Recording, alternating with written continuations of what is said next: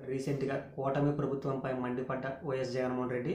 అలాగే ఎందుకంటే వైసీపీ నాయకులకు గానీ, వైసీపీ కార్యకర్తల పైన గానీ అనేక దాడులు జరుగుతున్నాయి. అనేక దాడులు జరుగుతున్నప్పటికీ కూడా ముఖ్యమంత్రి స్పందించకపోవడం చాలా దారుణమైన అంశంగా వైఎస్ జగన్మోహన్ రెడ్డి పరిగణలోకి తీసుకున్నారు.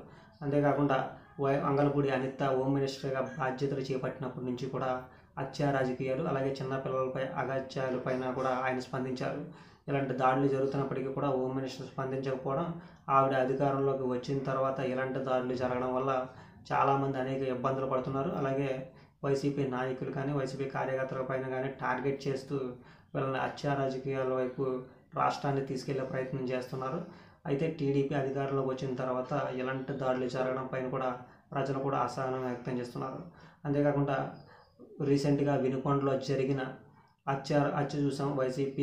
వైసీపీకి సంబంధించిన ఒక కార్యకర్త రషీద్ అనే వ్యక్తిని జిలానీ అనే టీడీపీ కార్యకర్త చంపడం పైన ఆయన స్పందించారు.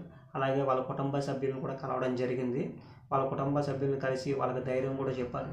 అలాగే ఎందుకంటే టీడీపీ నాయకులు అధికారంలోకి వచ్చిన తర్వాత వైసీపీ నాయకుల పైన ఇలాంటి దాడులు జరుగుతున్నా మంత్రులు కానీ ఎవరు కూడా స్పందించకపోవడం, అలాగే టీడీపీ నాయకులను ప్రోత్సహించే విధంగా వాళ్ళు వెళ్ళడం పైన కూడా ఈయన అసహనం వ్యక్తం చేశారు వైఎస్ జగన్మోహన్ రెడ్డి.